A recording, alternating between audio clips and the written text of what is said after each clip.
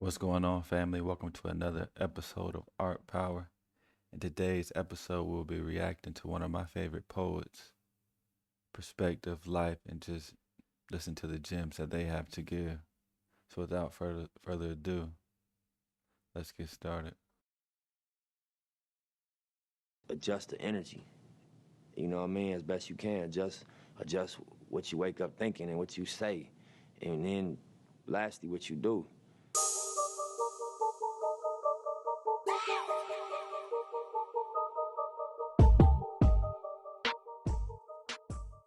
There's no one answer to how you change the hood or change the reality of what goes on.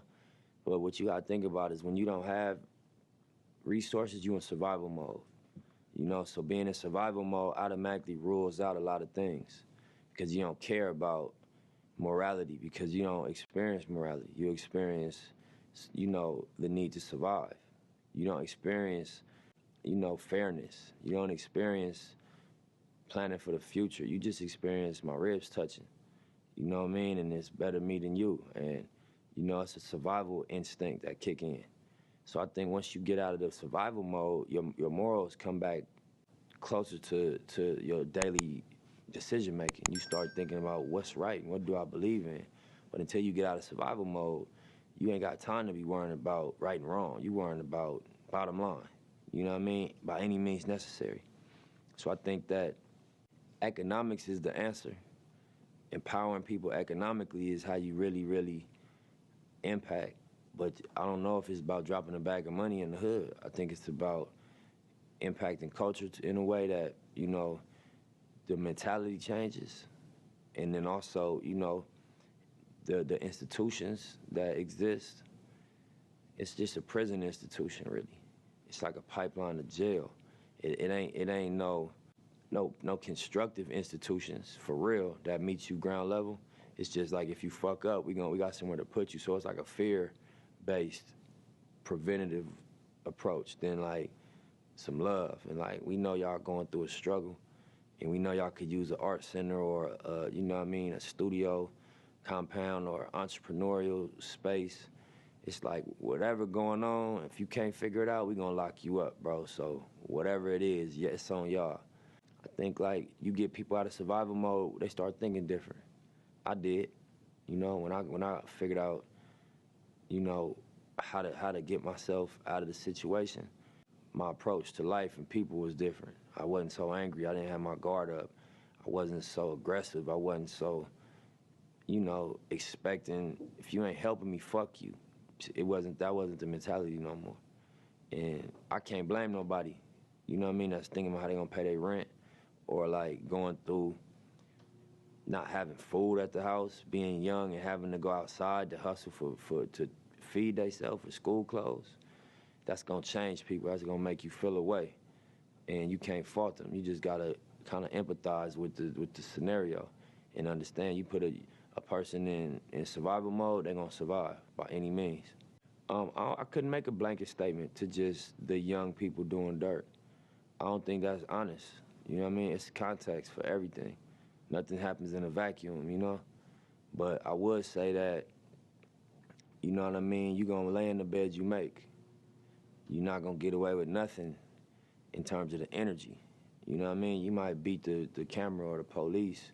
They might not catch you for what you're doing, but the energy is always gonna return to you. So when you just living in this cycle of being negative all day and just putting out negativity and that's the only energy you putting out, it's gonna return to you in different form than you put it out in. So I would just say, master your energy. Do your best to master your energy and what you put out, and unless that's what you want, because you entitled to whatever you want to create, whatever experience you want to create for yourself. But if you're tired of that shit, adjust the energy. You know what I mean? As best you can. Adjust what you wake up thinking and what you say. And then lastly, what you do. And that's not an easy thing to do because it's such a pressure in these areas to just go by the way things are. But, it's a lot of examples that you could look up to as young kids in the streets. You could look up to Kendrick Lamar. Not the words, forget what he's saying, just where he came from. I seen him, you could YouTube him freestyling in the Nicholson Garden Projects. You could look up to a Nip Hustle. You know, you could look up to a YG, you know what I mean, to a Top Dog, you know what I mean, to any one of these guys that came from this hopelessness and you know, wiggled their way through it. You know what I mean? And you can reverse engineer what they did. You know, look at the steps, what happened. You know, so I would say that. You're in a great position if you got successful mentors that you can get direct advice from. And I've been privileged to be able to get advice from a lot of successful people like Puff, or like a Rick Ross, you know what I mean, or a T.I., you know what I'm saying, or just anybody that has come before me in the game, Snoop, and offered me, you know what I mean, some inside advice. But then it's a lot of people that I don't know personally that I draw from they blueprint as well, and just, you know, watch their interviews and read up on their story. I recently met Jermaine Dupri, like really had a convo with him, and that's somebody I used to always study on, because I remember realizing he's a producer, he's a writer, he writes raps and songs, he owns his own label, he's an executive, he's an artist himself that's successful and Grammy winning and, you know, the whole nine. So I was just like, dang, you know, he got a great understanding. And so I just done a lot of studying and research on him. But yeah, man, I think it's vital to pattern yourself after success. Don't copy, but, you know, identify the moves that really impacted these people's trajectory. And, you know, you can import some of those things. Ross told me something real. He was like, you know, you measure your success by how many people you bless. And I'd never heard that before. And then he also said another convo was like, you know, I don't want $1 more than what's mine, or $1 less. And that's how I deal with all my artists. That's what he was saying. I don't want a penny more than what's mine. You pay me, you know, $1.1 million, and my cut is $1 million. I'm gonna leave $1 on the table. But I ain't taking 999,000 either. I need that extra thou. I need all mine, and I don't want a penny more, a penny less. And I took that and deposited that into my perspective. You know what I mean, about everything. I don't want nothing I ain't entitled to, but I want everything that's mine, though. All of it. The inner city co-work space and incubator is called Vector 90. They got a detail right up online, just vector90.com. But in a nutshell, it's a space for entrepreneurs from the inner city to, you know, have an office and be able to, you know, have an upscale presentation for their meetings, and, you know, when they interview employees, or, you know, just want to bring investors in to possibly, you know, invest in what they're doing, or even just to create a synergy between like-minded people locally, to not have to drive to Beverly Hills or go 30 minutes from where you live, to be able to have a, you know, a curated space, high-speed internet, trademark lawyers that, you know, come through on rotation, and also have access to capital.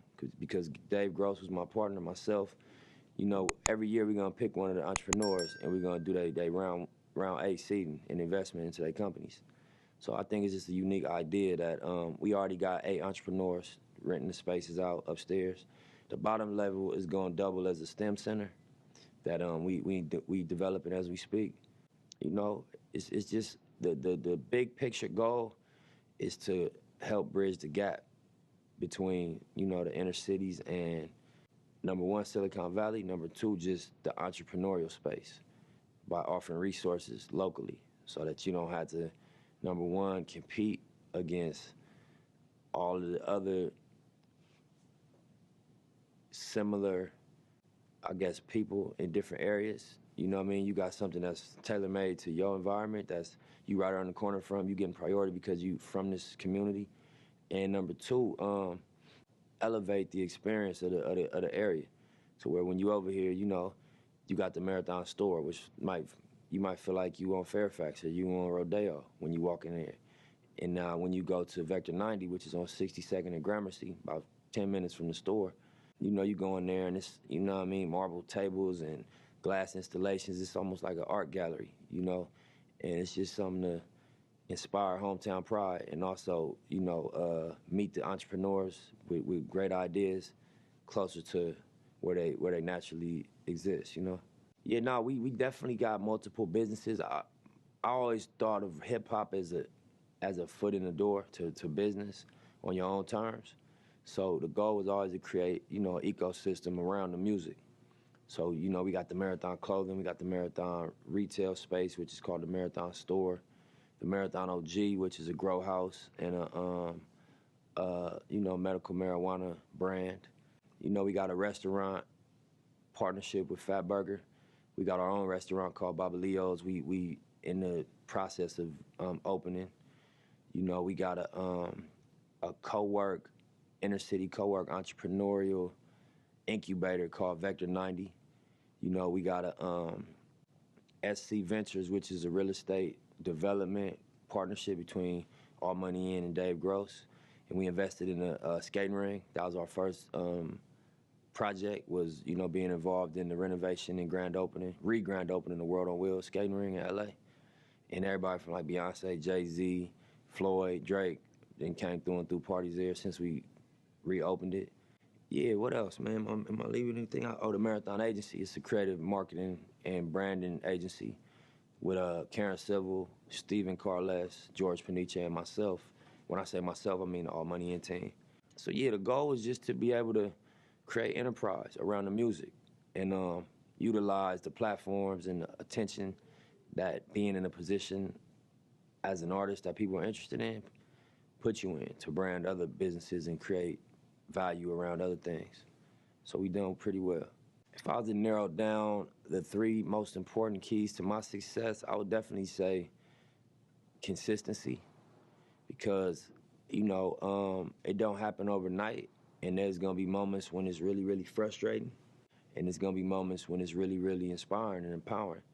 And if you get too high off the highs and too low off the lows, you're gonna take yourself on a ride that's very, very uncomfortable. I think it's just about being committed to the work, appreciating it, when it's good, and not stressing too bad when it's bad, just appreciating the work and staying focused on showing up every day. The second key to my success, I would say, is, striving to master your craft and just offer a next level product, whether it's clothing, music, concerts, performances. Just understanding how important it is to really have a high quality product and consistently get better. And the third key to my success, I would be, is loyalty to the team. You know what I mean? Sometimes the game tests your loyalty by presenting an opportunity that looks like it's more beneficial to just, go against the team or go left onto some rogue shit. But when you stay loyal to the team, you're not tempted. When you've already committed to being loyal to the team, those things don't tempt you. And, I think that it reveals character over a while, and people see that, like, this would have been a good opportunity, but it's loyalty that prevented him from taking this, and that ended up working for you in the long run. Another memorable studio moment was when me and YG recorded Fuck Donald Trump. We was at Encore, which is in Burbank, in California. Mustard had a room booked, and the goal, we had came in to work on a collaborative project together. He was in the middle of recording his second album. I was in the middle of recording Victory Lap. I remember Young Thug was there. Duke was there. I think, if I'm not mistaken, Lil Durk came through. You know what I mean? YG, Mustard, all YG camp, Slim, my camp, BH, Kabi. It was a lot of us in there. We had done a couple concepts the days prior, but then YG like, man, what you think about a Fuck Donald Trump record? I'm like, yeah, I'm with that. He hadn't won the presidency yet. He was just campaigning. I don't even know if he got the Republican endorsement yet. He was just talking about running. He played a beat. 5 seconds later, he started singing the hook, which is the hook that y'all hear. And then I'm like, that sounds tight, go lay it. He went there and laid it and came out. And the whole studio stopped and just looked at each other like, is this a record? It just felt like this shit is classic. It was just an effortless concept to execution, from talking about it, picking the beat, him saying what you think about this for the hook, going in, laying it, listening back on the loudspeakers, and everybody in the studio was like, this is something. And then I laid a verse, he laid a verse, and then I was the record. It came together quicker and more effortless than anything I've ever been a part of. You know what I mean? Just like 1, 2, 3, that shit was done, and it was banging, and we felt how powerful it was. And, we let it go the next day, and that shit ended up catching fire. My fucking moment was how I handled being evicted from this studio that we never missed rent at. It was just some political paperwork shit that went bad, and we took a big L. In the process of recording Victory Lap, right when I came off the Crenshaw tour, I spent a lot of money building the studio, renovated the space, built it from scratch. You know, spent a lot of time, energy, almost a year building it. And then we found out we had a sublease, and the owner of the building just evicted us in 2 days. You know, I talked to the owners, and, you know, I'm like, I'll pay the rent for a year, direct. I didn't know who I was paying the rent to, wasn't the owner. I was under the impression this was the owner. And they were just like, nah, we cool. We ain't really fucking with you. And they didn't really give me no reason. And, you know, I had all type of people like, I'm gonna burn the building down, hustle.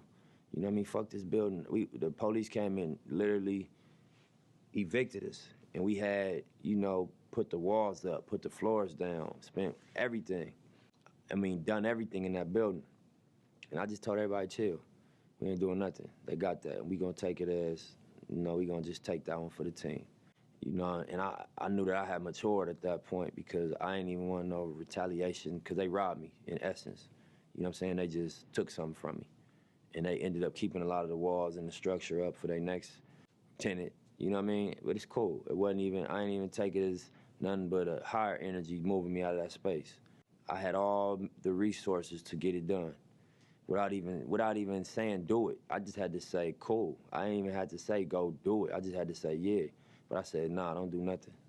We don't want to do nothing to these people, to this building. I don't even want to create that type of energy to come back around. It's good. We're gonna take that on the chin. And, you know, I felt good about that. You know, later on, I felt like, damn, I must be maturing. I must be coming into a different understanding because I don't let people take shit from me, historically. I don't let people do wrong to me. You know what I'm saying? I feel like I don't understand a turn the other cheek mentality. I understand people respect your stance. And if you say don't cross my line, they cross your line, you gonna spank them. And that has always kept people from crossing my line. But in this particular scenario, I have been exposed to new info and new experience to where I was just like, I don't even want to let this situation force me into putting out a negative energy that I'm going to have to be responsible for in the future. Even if we don't get caught, we get away for it. I just don't want that energy on my hands. You know, I'm going to let the universe balance it out. I think the work ethic and the drive comes from remembering when we wasn't in the game, remembering when we didn't have people listening and fans interested in the music, and then understanding that right now we do, and just trying to live up to that as much as possible. A very memorable session was when, you know, me and Puff did the Young Nigga record that's on Victory Lap. All my producers, we had been in the studio for months, just, you know, fine-tuning the album. You know, we took it to Puff, and we wanted him to get on this record called Rap Niggas that's on Victory Lap. And we played that one for him. He like, all right, cool. And then we played this other record, Young Niggas. And he jumped up and was excited about that one. And we was all tired. We had been working all week, and it was late at night. We'd been smoking weed all day. But his energy, he just jumped up and was with it. So, you know, I ain't want to have the sluggish energy. So every time he come out the booth, we'd start clapping. I'm just turning the studio energy up. Like, you know, this nigga going in the booth for my album. It's 2 a.m. You know, we was doing push-ups and just, you know, trying to keep the energy like on 10, because, you know, Puff a high energy person. So I just made sure all my team was turned every time he came out the booth. When the takes was dope, we was making noise and just, you know, we end up building a friendship that night. You know what I'm saying? Just off how he wasn't the, you know, celebrity. He was a artist that night. You know what I'm saying? And we all was in artist mode. None of us was acting too cool to be into the artist mode of the session. There's a lot of people there, but, you know, I ain't gonna name drop. Puff was in there working. Yeah, so I got a record on this new album called Real Big. And, you know, we had done it at 1500 Studio in Inglewood. And then we brought it to my new studio in Burbank to just add layers to it. And I was gone. I stepped out for a minute. My producer was in there working on it. When I came back, it was like Bank was in there, Battle Cat was in there, Marsha from Floetry was all there. It was just like a room full of greatness that I just walked into, and everybody was like on the keyboard. I think Marsha was in the booth, Bank was on the console, and they had just added all these textures to the record. You know, Battle Cat was playing the Roger and Zapp machine. I forgot the name of it. And you know, Marshall was in the booth singing, and it just was like the record was coming alive. You know, and that's one of my favorite records off Victory Lap. You know, that happened under 1500 Banks production opinion. That was like, we need to call these people in and just add layers to it. So just walking in and seeing everybody working on my record was dope. You know, that was something that, you know, I was really inspired by. Man, it's one of my favorite poets, my favorite artists. You know, I had the opportunity to go to the Marathon clothing store after it had the work done to it that made it like the first smart store. Me and my friend Justin had the opportunity to go. You know, master your energy. You know, everything else comes after that. You know. Until next time.